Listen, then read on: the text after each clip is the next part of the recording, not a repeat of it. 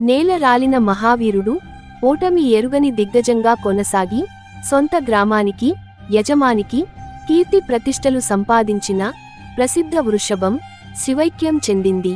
కడప జిల్లా దువ్వూరు మండలం గుడిపాడు గ్రామానికి చెందిన తుమ్మల నారాయణరెడ్డి గారి సేద్యపు విభాగపు గిత్త ఈ ఉదయం అనారోగ్యంతో శివైక్యం చెందింది. ప్రతి పోటీలోనూ తన వీరత్వాన్ని బాహుబలాన్ని ప్రదర్శించి అనేక బహుమతులు సాధించి విజయఢంకా మోగించింది.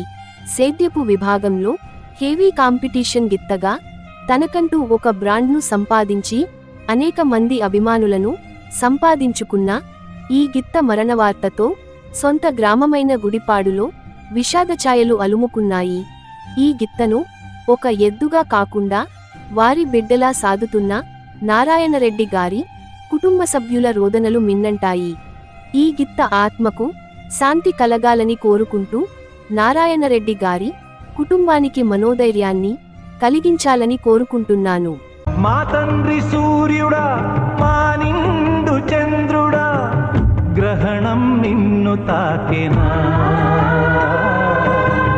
గగనం చిన్నబోయేనా, ఏ కాల నాకు నిన్ను కాటు వేసిన